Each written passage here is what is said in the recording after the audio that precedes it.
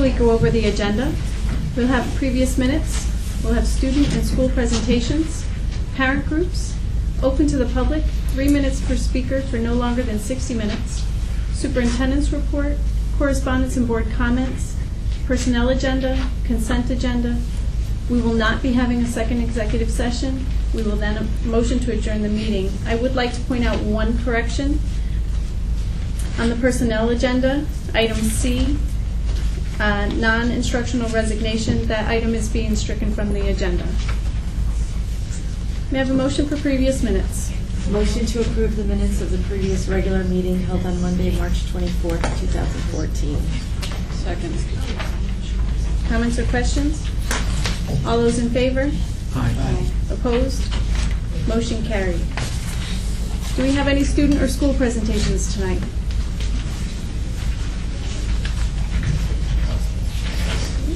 Any parent groups with us? Oh, I'm sorry.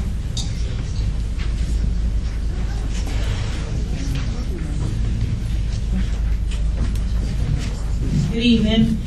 Kenya Gadsden. I just want to remind the board and everyone who is present tonight that on April 24th, Roundabout Middle School will be having a parent workshop. It will begin at 6 p.m.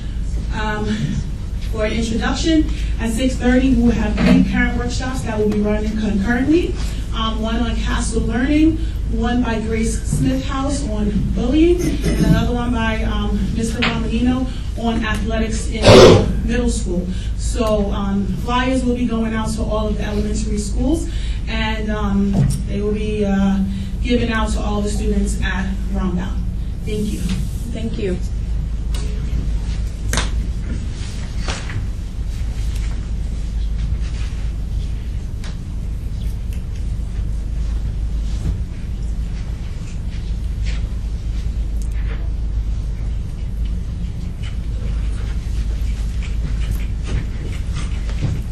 Hello, I'm Matthew Camara. I teach chorus at Beacon High School. Thank you for giving me a little bit of your time tonight. I just wanted to say that 51 years ago this May, the children of Birmingham, Alabama stood up to the people in charge and marched for freedom in Birmingham. And that event spurred President Kennedy to go in and do something about civil rights. And that event is what our spring concert is about this May. And I would like to invite you and everybody here to come and see the concert. It's going to be really dynamic. We'll have speakers and dancers and drummers and poems and every kind of music from Johann Sebastian Bach all the way to Ozzy Osbourne. Could you tell us the date? It's on the flyer. Okay, but for the people watching online. The date is, I don't know, Thursday, May 15th.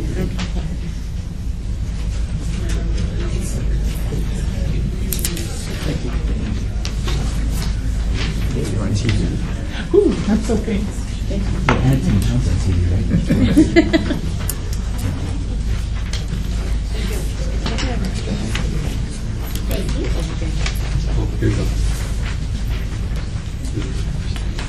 There are also more posters out at the kiosk. Thank you.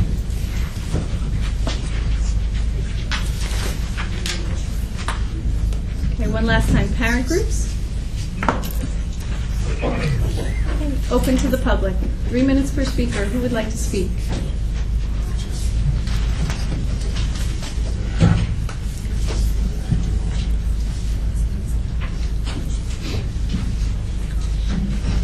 Good evening. For those of you board members who don't know me, my name is Frank Flood, James F. Flood. I'm here tonight as spokesperson for the Beacon Committee for Diversity.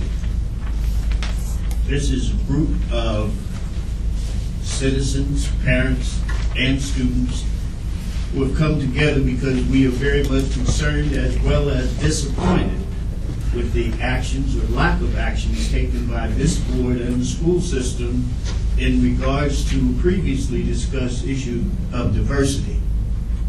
We are particularly concerned about the fact that there has been little or no minority hiring.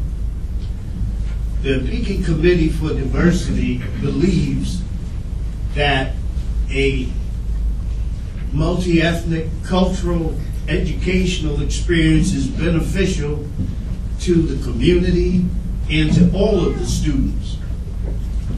On the other hand, the lack of a diverse, multicultural environment deprives all of the students and the community of the benefits of this type of education.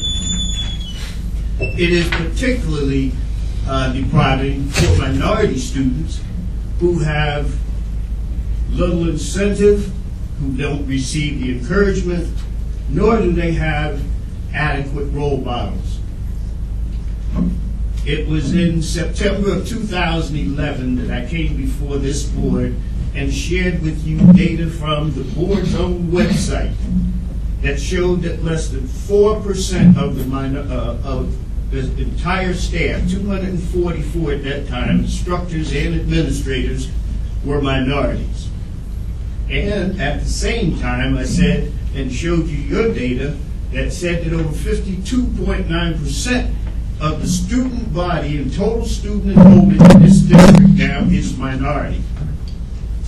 Since that time, we have seen no evidence of any progress or significant attention to this issue.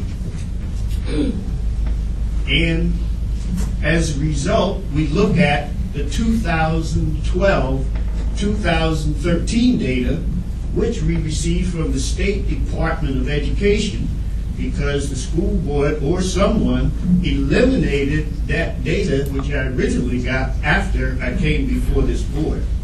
But that data confirms that the minority enrollment in this school district is increasing, and the number of minority instructors, administrators, has gone down.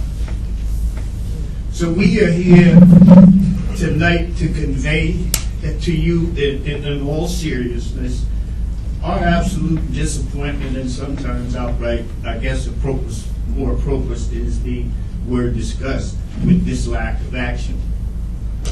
We as a committee, therefore, are going to take whatever actions that we feel necessary to be able to move this issue to the forefront of this board's agenda, and so that we can see some positive action in that regard. That means that we are going to circulate and then go throughout this community and make sure that everyone is aware of the data that we have in this situation. We believe it is inequitable and unjust to continue. Secondly, we intend to run candidates in the next Board of Elections so that there will be representation and people on this board who not necessarily care about minorities only, but about the environment and the lack of diverse environment in this school. Thirdly, we are prepared to, if necessary, and on a very conditional basis, prepared to vote against the upcoming budget in order to convey to you how serious we think this issue is. We are very much aware of the situation that exists in this school district and others in regards to the finances and budget items. However, we cannot allow that to be an excuse for you to not put in place an action-oriented plan to address this issue in the event that hiring does occur. We also say that we are willing to assist and work with the board in these efforts, and will make ourselves available to that. However, we will not allow, as we did before with Dr. Van Lowe, to spend months on a committee and a policy statement that appears nowhere in your policy. We are prepared to work with you to put together a viable actionable and implementable plan to ensure that minorities and that the school system becomes much more diverse. It benefits all the kids, not just minorities. We live in a community and in a world now where diversity and instruction and being able to live and function in a diverse environment is imperative. And our students and our community, our parents, are being deprived of that. I say again that we are available to work with you in developing this policy. I hope that the board will, as soon as possible, appoint a committee with community members on it to come up with, if nothing else, a plan on how to approach this when you begin to hire. I noticed that in today's minutes, you hired, 4 permanent substitute teachers, 2 others. I don't know, but were any of them minorities? We don't. No. We don't. Don't know, don't want to know. Again, I sent a resume of a highly qualified graduate of New Falls College teaching education to this board and to the Human Resource Office over 2 years ago. She has yet to receive a response or an interview. I see that you have positions that have been vacant, none of which have been advertised publicly, as your statement for recruitment says that you will. The only place that I understand from your staff, administrative staff, that's even posted is at BOCES.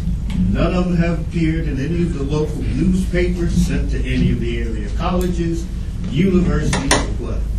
This conveys to me that you've not only got an attitude problem on this or concern, but you've got an administrative problem as well with the resource department that I don't think is able to handle this.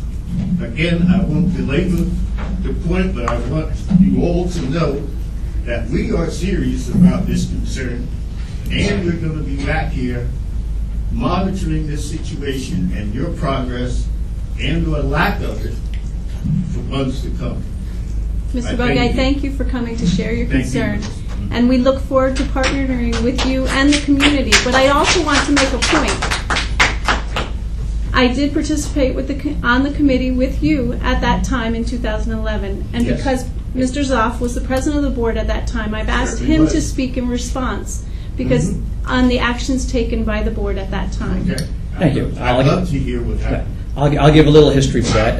Mr. Bugg came to us back in 2011 and with his concerns, and they are concerns shared by the board. I mean, we all agree that it's a diverse community. We'd like to have diverse employment in the community.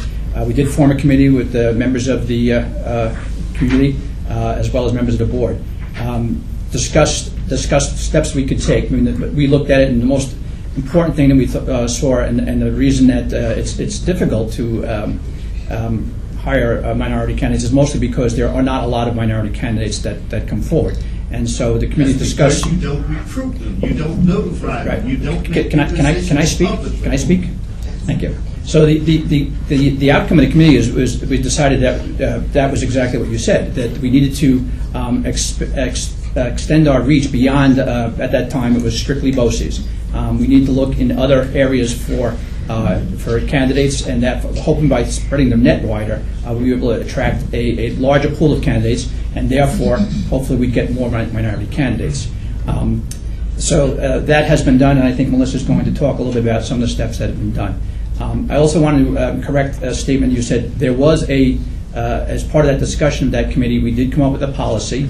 The committee discussed that policy, and it was a policy endorsed by the committee, and it's policy 6211 in our policy manual. You can download our policy manual online.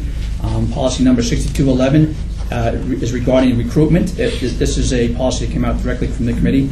I will read it so everybody can, so those of you who don't feel like downloading it. I have this right here in front of me. Okay. And I know what the recruitment Right. letter says. Great. So the district will attempt to employ the best qualified personnel for any position. Professional personnel shall be recruited and selected by or at the direction of the superintendent of schools, who shall recommend appointment to the Board of Education. In recruiting and selecting professional personnel, the superintendent of schools shall ensure that recruiting strategies include colleges and universities that graduate a diverse population of potential applicants and use of advertising media that reach a diverse population of potential applicants. The district shall provide equal opportunity employment for all qualified persons in accordance with federal and state legislation. The board and its employees shall adhere to the practice of recruiting and hiring personnel without regard to age, color, creed, disability, marital status, national origin, race, religion, gender, or any other status protected by federal or state law. So that's the policy that the committee came up with and endorsed, and it was enacted on and put into the policy manual in March of 2012. Well, let me just say this, Mr. Zoll. That's a very nice statement. I looked at it. How many of these actions that are in that statement been taken? How many times have you contacted or sent letters or job notices to minority schools? How many times have you advertised the vacant positions in this school district outside of BOCES? How many times have you attempted to put together a waiting list of minorities in addressing this situation to be able to have minority candidates here and available, all qualified, not asking you to hire anybody who isn't, but to have them available so that you can, when all situation is equal, hire minorities. Let me make one other statement. I was on that policy committee, and I see absolutely nothing in there about diversity. This was a policy on diversity that we developed, and as far as I can see, it came out as an EOE statement and not the policy on diversity. So let's get off the thing here. There's not a lot that you all can do to defend the situation. However, there's much that you can do to rectify it, and we can work with it. Okay? And we look forward to working with you to rectify the Thank you, Melissa. I situation. appreciate it. And please know that we will be available to work with you. But we want some serious effort. And thank you all.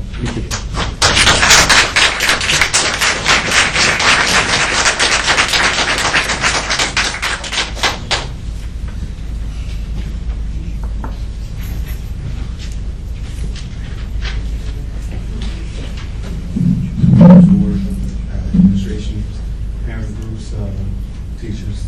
Just want to say I'm a teacher in this district. This has been a concern of mine for a long time, and right now I'm not really feeling too optimistic. I had some things I was going to say, but I think I'm going to leave it in the words of a student who wrote, "I am 15, black, and born in Alabama. My teacher told me to write this poem. I think it's trash. I can't write this fully because I would get in trouble. You can't trust their kind. They're nosy. They can't discipline you. They can only tell your parents. I really don't like this class. It's boring. We're reading a book about some guy who most likely died. I don't care about his life. The class is cancer in my day. They told me to write how I feel. This is how I feel right now. It may change. It may not. Being black does not change me from them people. We're equal, I doubt it. It's nothing if a group of white kids are arguing, but if blacks do it, it's blown out of proportion. There's black people dying out there every day. We don't make the rules. Instead, we don't make the news. Instead, they talk about a thunderstorm, a cyclone, Timmy got his bike stolen. Nothing's going to change. Blacks have a high chance of going to jail. We have been oppressed for years and still are. School is oppression. It is so important that students see their leadership look like them. And I'm not saying that we have to, obviously, you have to fire a bunch of people and try to look for people of color to come in. That's not going to happen. That's not legal. But what I am saying is that there has to be some kind of change. There has to be a change in leadership. No offense to the board, no offense to administration, but when I look at you, I see there might be varying ethnicity, but I see one complexion. And as a teacher, I'm going to voice my concern. I feel that the time should now be given that we can lead in our community and that we can teach our children. And when I say our children, I mean all. I don't just mean Black and Hispanic.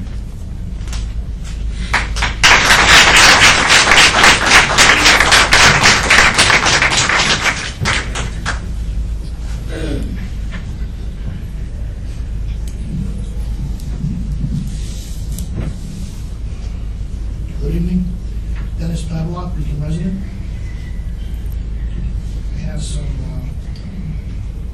concerns tonight.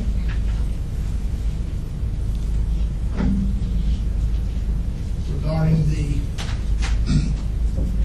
veterans, tax exemption for the veterans.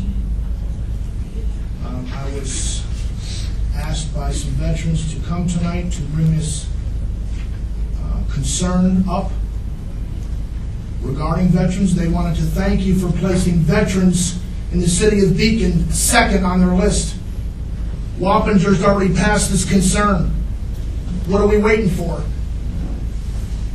Christmas? How about Easter? It's only 2 weeks away. You had a special meeting Thursday. You could have passed something on Thursday. Keep in mind that the tax that Dutchess County passed, it's called the energy tax, that's going to take 90 days to dispose of. That's June 1st. Now we have another tax on our backs that we don't need, including the veterans as well.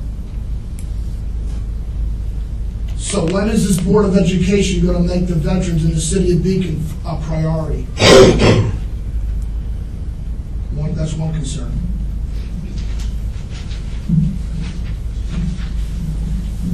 I'd like to read a list of names. After I read a list of names, I'm going to tell you what they all have in common. Mark Wahlberg, Jim Carrey, Charlie Sheen, Christine Applegate, John Travolta, Marlon Brando, Catherine Zeta-Jones, Cameron Diaz, Al Pacino, Nicolas Cage, Hilary Swank, Tom Cruise, Quentin Tarantino, Johnny Depp, Robert Downey Jr., Daniel Radcliffe. In case you don't know who Daniel Radcliffe is, he played Harry Potter in the movies. Nicole Kidman and Keanu Reeves. They all have in common, folks, is they're all high school dropouts. Every one of them. And I did appreciate that presentation, but I'd like to have the presentation be a little bit on a wider scale next time, that even though I disagree with their position on dropping out of high school, fate plays a hand in everything we do in life, folks, in case you didn't realize that. Fate takes turns, twists and turns in life. We all know that. Sometimes for the better. I also wanted to ask another question about your April 22nd board meeting. I understand through a source that you have a superintendent's conference day. Are you going to put a press release in the paper regarding that it's going to be on Wednesday or another day for that? Because right now you have it, school reopens, but I understand it's a superintendent's conference day. I don't know if that's how true that is, but it is a superintendent's conference day due to the grading of the state tests. Okay. We still will have our meeting on that evening. Okay. Buildings will be open. Are you doing budget questions about budget or time, or not this time? Our presentation on the 22nd. We may do a small presentation. The major questions from the public is during the budget hearing, which is the Monday before the budget vote. Thank you. Thank you.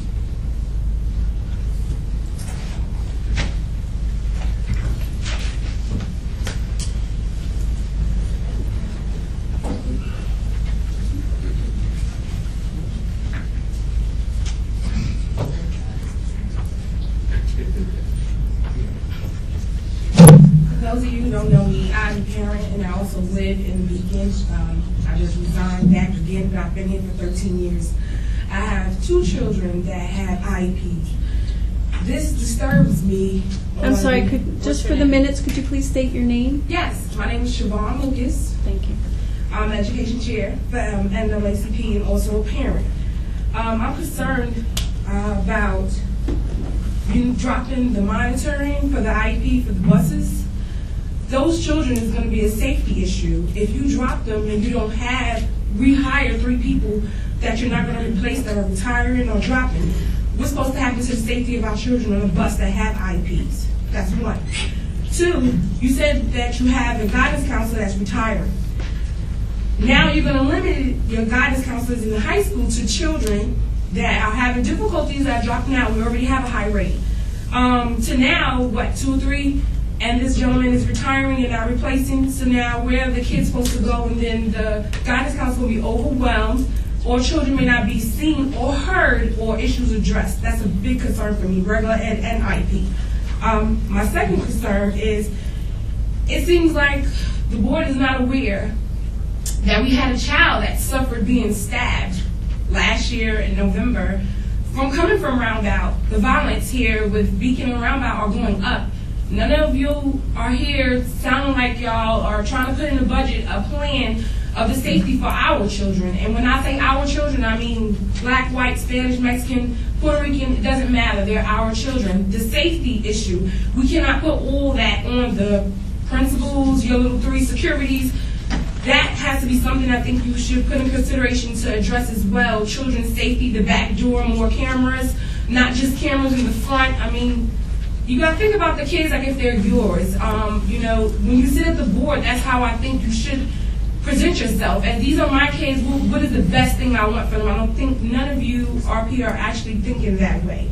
My other concern that I have is I feel you should support Roundabout and Beacon staff more, the school principal, the security, the staff. They can do but so much. Some things are out of control, and it's up to you as the board, superintendent, to address those issues, to give them leeway for them to address those concerns that parents have. If they don't get that, then how can they better serve the community and our children and serve them properly? So those are my concerns that I have that I feel needs to be addressed. And I also feel one more issue. I have not heard no one say nothing about networking or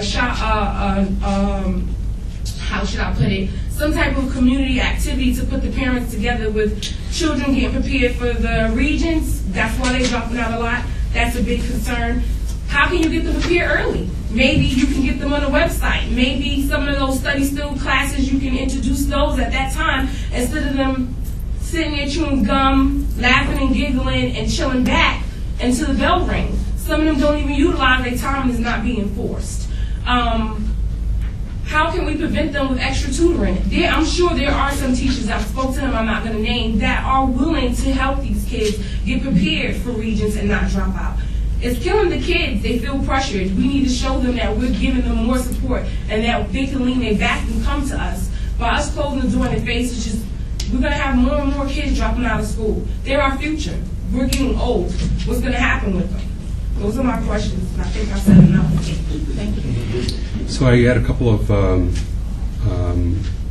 I guess, responses. The safety, the monitor positions for the buses, what I was attempting to explain is all schools, not just Beacon. If a student has written into their IEP that there's supposed to be a monitor, then the bus that child is on would have a monitor on that bus as part of the IEP. In addition, we have a number of monitors who are on the buses not related to a student's IEP. The 3 positions that I was referencing have been unfilled for the majority of this year. So it's not, if I understood your question correctly, this is not, if a student has a monitor as part of their IEP, they would continue to have the monitor on the bus.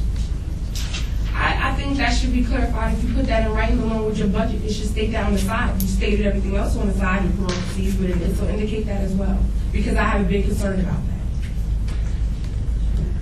The other, I guess, point that I would like to make, the guidance counselor position, we have a difficult challenge when it comes time for the budget. And as you know, for the last 3 years now, we've had to exist within the new law relative to the tax levy limit.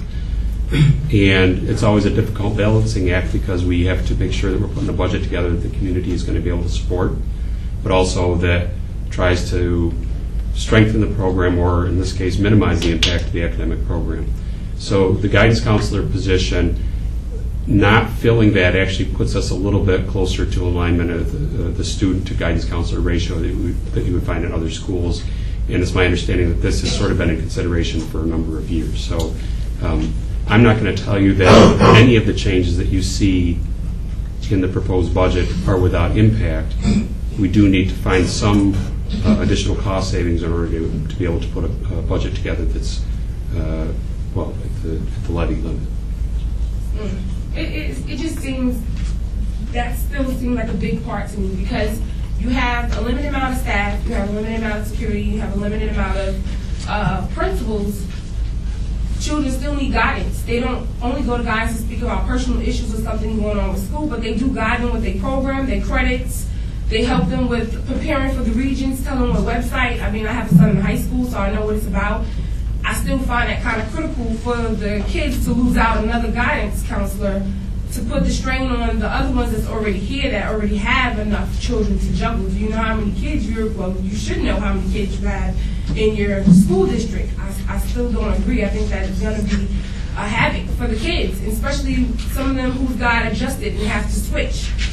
When you pull the directory, it says goes by the last name of the child. So that's going to be difficult for the parents as well. Don't forget that position, that the person in that position right now is retiring, so the switch would happen regardless. But I understand your concerns. Okay. Thank you. Thank you.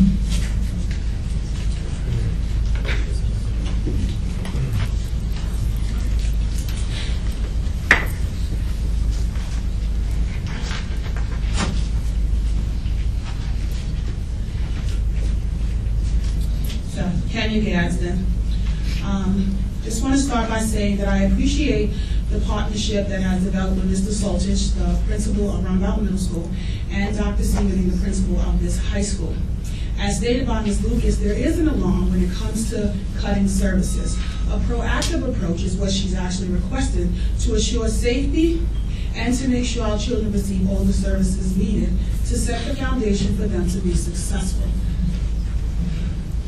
I want to thank Anne Marie for her presentation on the budget. I understand the need to pass the budget. Due to the negative impact it will have on our children, we cannot have classroom sizes of 35. We cannot have a school without music and sports. It is my hope that this community will vote yes to the budget. It is my hope that we will not have to rely on a contingency plan. I have been coming to these meetings for the last 8 months.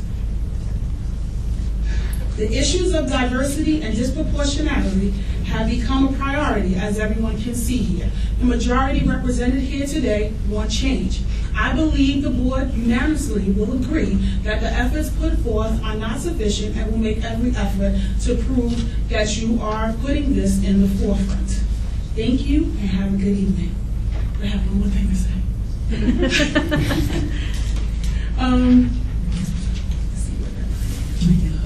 The Beacon Parent-Teacher Partnership Committee, which is all of the PTAs and PTOs and BTAs, we finally have a name, has a meeting on May 1st at 6:30.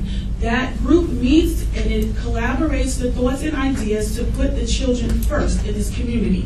So if there are individuals who are interested in putting our children first, and when I say our children, I mean all of them, then you are more than welcome to come to this meeting. This was developed months ago by parents and PTA people who have been the foundation of Beacon for many, many years, and they will continue to be that. So that meeting is May 1st at 6:30 at the high school.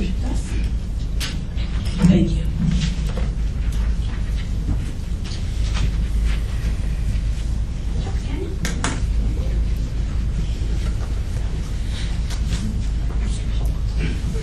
Good evening, everyone. My name is Kim Atwell. I'm the president of the Beacon Teachers Association.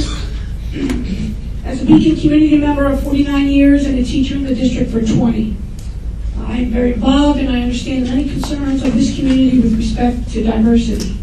It is obvious tonight that there are many concerns that the community has with respect to diversity, role modeling, and how the implementation will happen and what type of strategies that we can use.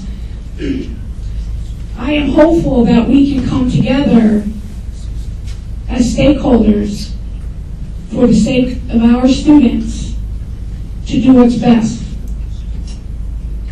And as the president of the BTA and having come to all the board meetings, or I think I've missed a couple in the 7 years, this is the first time that I can recall having this many people here. So I think everybody's got the attention here of what the issue is. The other side of it is there is a lot more to the story than what we read about and what we see or what we speculate on or what we hear through the community, and I can attest to that because I hear lots of things in the community. Some of them are true and some of them are not. So I think it's important to stay grounded in what the real issues are, but we need to know what those real issues are and how we're going to help to resolve them. Mr. Bug, I shared this with Mr. Bug, and I've known Mr. Bug a long time, and he knows my dad. I don't know if that's a good thing or not, but I told him that I read the article and that I thought his article was passionate. I agreed with some of what was in the article, although some of the information was not accurate, but we can always get that information. What I don't agree with, and I said this to him tonight, turning down a school budget in spite of what your emotional issues are and what your real concerns are is not the answer. We have to pass the school budget in order to do the things that we need to do for the sake of the students. So, if the school budget should go down, there isn't much we can do to resolve any of the concerns that the people have brought forward here today.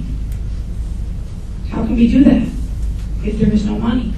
Because we all know the schools are filled with kids, but it's all about dollars. It's all about the budget. Anne Marie always does a phenomenal job with what we have. It would be great if money fell from the sky and we could give our kids what we need. With no question. We all want that. That's why you're all here tonight and you're not home. You're here because you care and you're concerned. But without the passing of the school budget to go to contingency would be disastrous.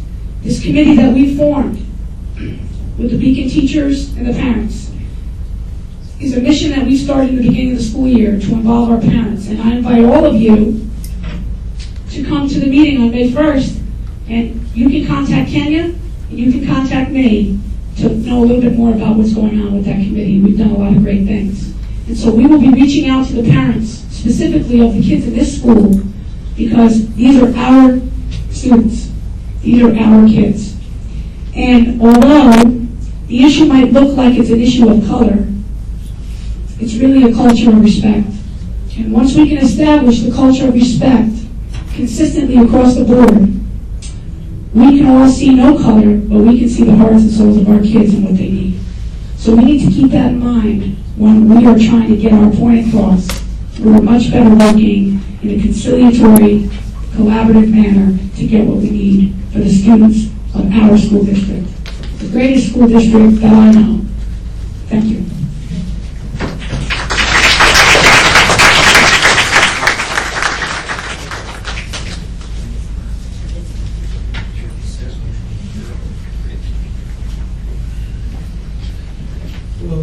My name is Len Warner. I'm a Rombat parent, and I'm here tonight just to make an appeal to the school board as you consider budget issues to please try to do everything in your power not to shrink the arts and music programs in the middle school and the high school.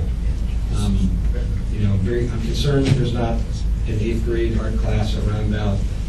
I'm concerned, as I understand it, that students have to make a choice between art and music in the high school. I know it's going to be a difficult choice for my daughter. I promise to try to find out more about that topic for her. In a situation where we're concerned about dropout rates, I think it's important for us to try to keep all of our curricula intact because we need every opportunity to kind of make contact with the students, find out what it is that's going to keep them in school and keep them interested. And I want to see our students have as much of an opportunity to get an art or a music scholarship when it comes to a college choice as they do to get a sports scholarship or another academic scholarship. So again, just keep it very brief. I just want to let you know that I'm concerned. It's important to me. And please try to do everything in your power to keep our art and music programs as robust as you possibly can. Thank you.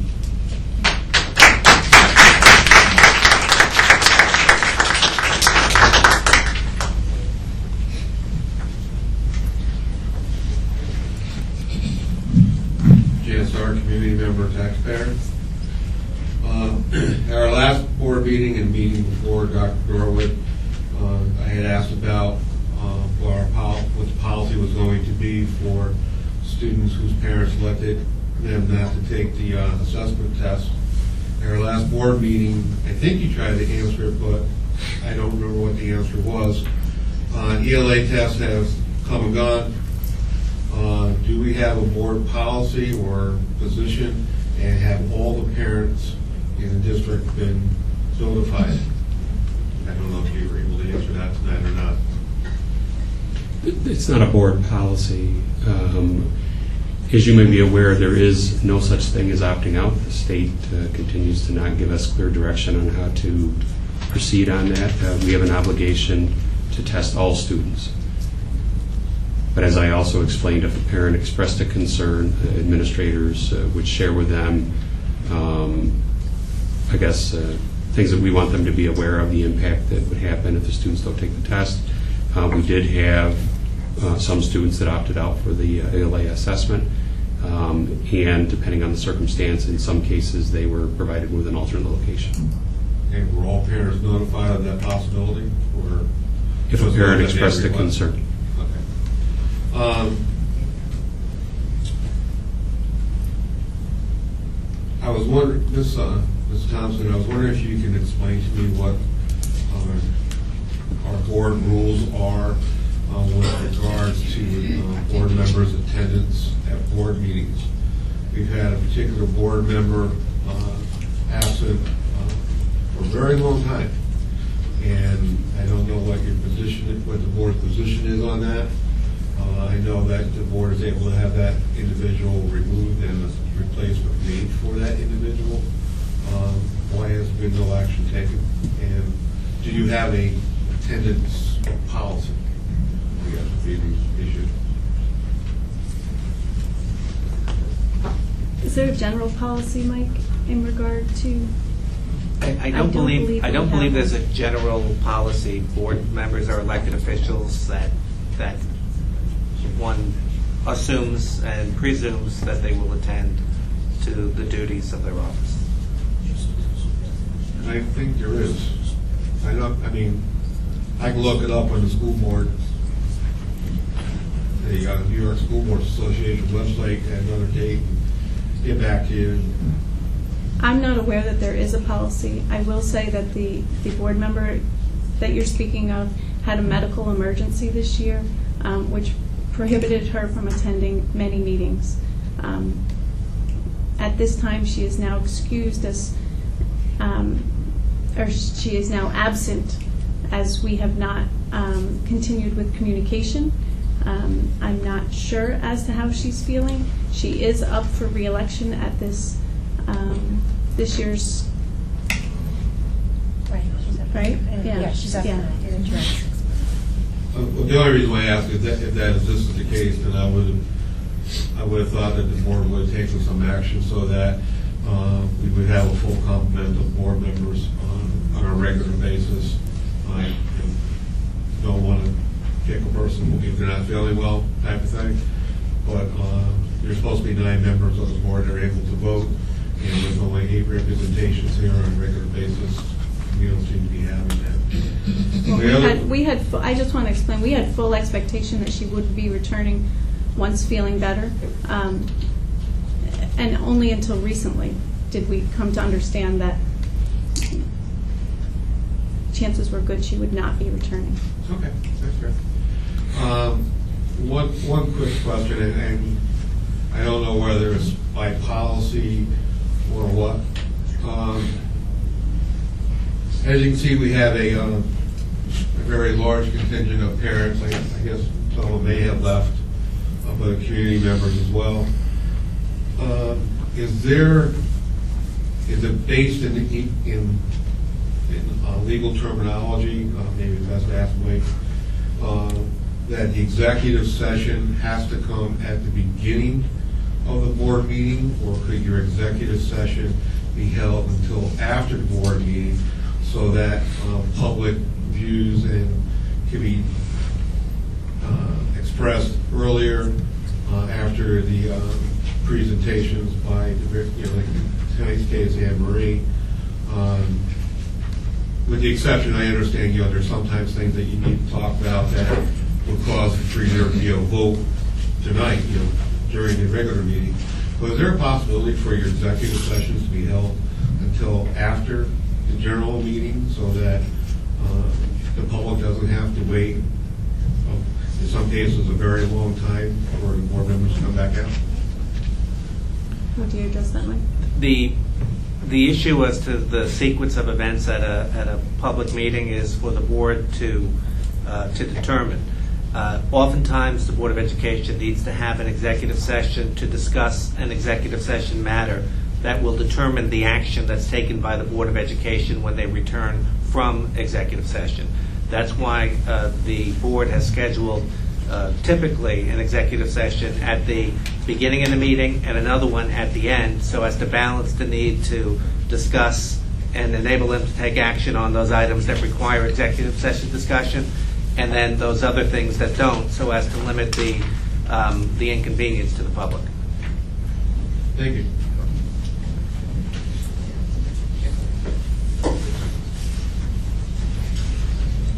Would anyone else like to speak? Yes.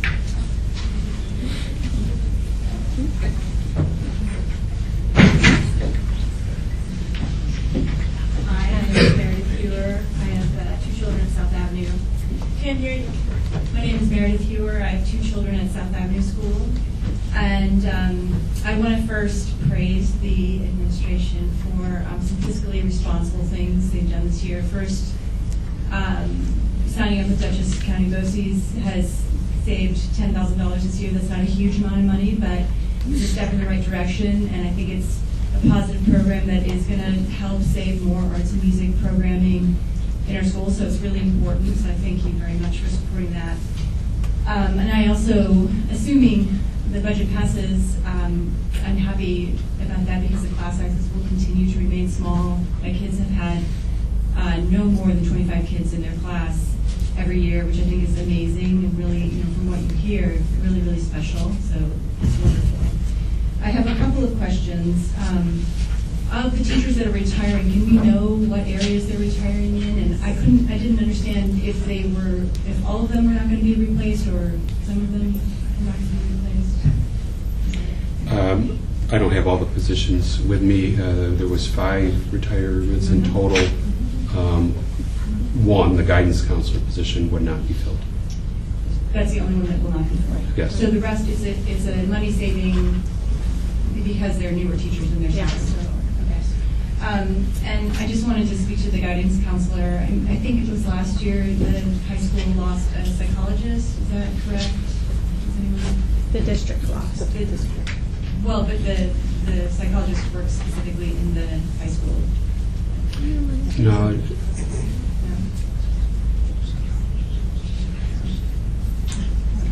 Well, I thought I remembered that it was a high school psychologist, and I just, with all the talk of dropouts, it does seem dangerous. And I know you have to balance the budget, and that's a difficult thing, but it does seem like something that we would want to replace as soon as possible. And then I have a question about the music. This year, the entire district participated in the Music in Our Schools program. That was the first year that I had a child participating. It was really amazing and really heartwarming and really great to have all the schools in the same auditorium was packed. And I hope that that won't be affected with this cut, because I know that this is the first year that the 3rd grade participated in chorus, and I think that was because of that additional music teacher. So do you know if that's going to affect that program? I don't have an answer to that. I wasn't aware that this year was the first year that grade had participated. It's my understanding that it's been a well-attended program for a number of years. But I believe chorus has always begun in 3rd grade. It has. Yeah. I'm looking to some elementary administrators. Well, it depends on the building, but I know that we've started at 3rd grade. It depends on how many students are interested at the grade levels and how many sections they have available. Oh, because at South Avenue it's actually not voluntary. Thank goodness. So I guess that was new for South because it's the entire grade. And then I have one other comment, which will be very, very unpopular, but with some people. I just wonder, is it at the state level or a local level that I know that our responsibility, because everyone pays taxes, is to get kids to whatever school they choose to go to, or their families choose for them to go to. And I just wonder if that's something that could be addressed at a local level, because I know that we spend a lot of money. A lot of the bus budget goes to getting kids to private schools that are sometimes 20 miles away. And I just wonder, is that a state law or? We'll let Mike answer that question as well. There's two state laws that deal with the district's transportation obligation to private schools. The first is the district has an obligation to transport to private schools if the request comes in a timely fashion, and that private school is within 15 miles from the parent's home. Second statute deals with the obligation to provide transportation to special education programs, and in that respect, students who get privately placed by their parents in schools where they're receiving special ed services similar to those that have been recommended by the Committee on Special Education, then the district's transportation is to transport up to a distance of 50 miles. Okay, I think that's it. Thank you very much. Thanks, Meredith. Yes, Carla. Forgive me, I'm going to stand here because I do want to see the people and talk, not only to the board, but as well to the parents. How many people out here like music? How many people like movies? How many like going to a museum? Nobody up here? First, I'm just a super quick question because I want to see who's supporting the arts. Oh, who am I? Yeah, there you go. I am Carla Springer. I have two children in the Beacon School District. They're both in the high school, and they've had a great education with this school. I appreciate the board from last year who supported the music department, the music and arts. They were a great supporter, and I'm hoping that the new members this year are equally supportive of the program. Arts, music, theater, the movies, they're incredibly creative and engaging. And our students, when they're engaged in music, learning an instrument, learning to paint, and see things differently, they're using parts of their brains they don't use in any other subject. That's what they need when they leave school and they go and look for jobs. They need that creativeness. They need that critical thinking. They need to be good in math. And it's been proven that the arts improve math skills. They improve science, language. They engage. When you have a beautiful program as we have now, though I wish you would grow it, I do hope you will not cut anything, because I'm sure that you all have students who have played an instrument or listened to music, and you've seen their excitement when they're listening to music or dancing. So, as we all know, it's an engaging, I'm not sure where I'm going here. It's music and art engage the students. Having students fully engaged in school keeps them from dropping out. That's a huge part of your job, is to keep the students engaged and to keep them from dropping out, so that they can go out of here saying, I'm a graduate of high school, and hopefully go on to college and get their masters and doctorates. It's an important part of our education, and I don't want to see it cut, and I wish you would grow it. But if anything, if you can all just really look, who here believes that we should grow our music? And okay, not enough. But I just want to know, there are a lot of parents who believe in the music and arts program in our district. If you went to the concert, you would have seen it was standing room only. In that concert, standing room only. And when you look on the Beacon on the calendar, it's very rarely even listed. The concerts are not listed. The play information is not listed properly. So the people that actually show up to these concerts are there because their children told them about it, or their friends or someone got them to go. So anyway, I beg that you don't cut anything. If you can find the money to grow it, then more power to you, because it's really important to our students and to their futures. Thank you. I don't think was I forgetting anything else? Yes, you guys. Next this Wednesday, the theater is we're putting on In the Heights. They're doing a first look this Wednesday night. It's free. Come check it out. The theater program is amazing here, and I know that you would enjoy it if you can make it. Thank you very much. Thank you. Thank you.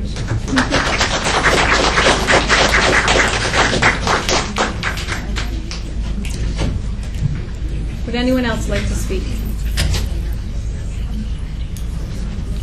Thank you. Dr. Dolan? Yeah, I actually had several comments tonight. I think maybe we had some people that came in a little bit late. We did present the draft budget at the beginning of the meeting during the budget workshop. I would encourage you to check that out on the board docs through the school website, and make sure to share the information with your fellow community members. We've done our very best to try to strike that balance. I think everybody up here would agree that we're also very proud of our music and arts program, and we're trying to make sure that we can do everything that we can to maintain that, because we understand the value of those programs. I think the other point that I wanted to make was I had actually had a conversation with Mr. Bug, who I think maybe has since left us, but about that very same issue that brings many of you out tonight.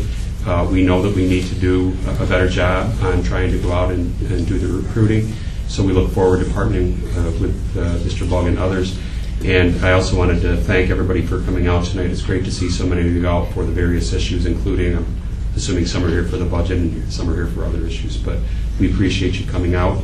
There certainly are many other things that you could be doing with your time, and we appreciate you being here.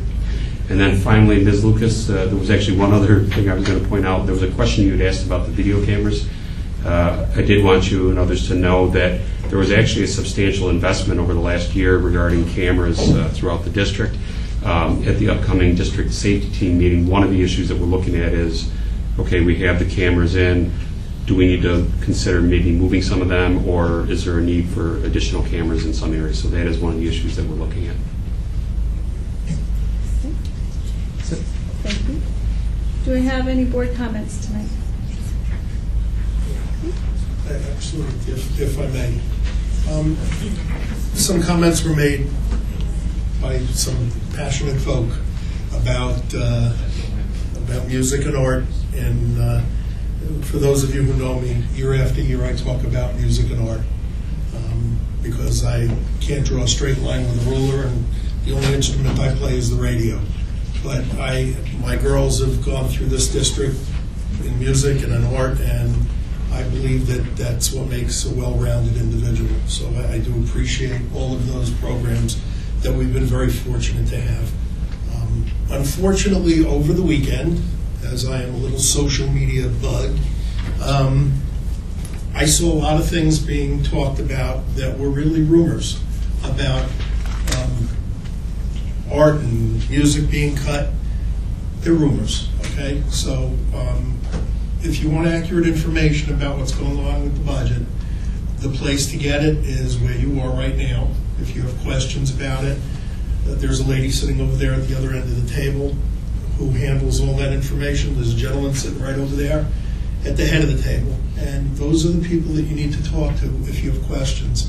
Social media is great for spreading information that your dog had puppies. It's not the place to get budget information. And rumors are just that. They're just rumors.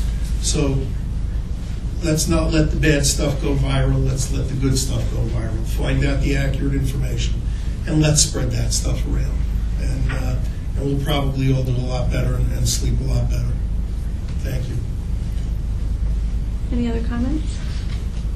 On behalf of the board, I would like to thank Anne Marie and Dr. Dorward on all of your work toward the budget. With so many variables coming from the governor's office, it's always a last-minute effort, and I think we've been able to see tonight a very fiscally responsible budget, and we'll continue that conversation next month. I thank all of you for coming out tonight. There's been, many, thoughts expressed, and as I told Mr. Bugg 2 years ago, and I told him tonight, I look forward to partnering with him on the issues presented. I know many of us here on the board, all of us here on the board, and all of us at these tables care about each and every child in this district and wish the best for each of them and providing for all of them. And I look forward to continuing to work with Mr. Bugg and others to find resolution's not the word, right? Steps in the right direction, right? We need to find steps in the right direction to meeting those needs. Okay.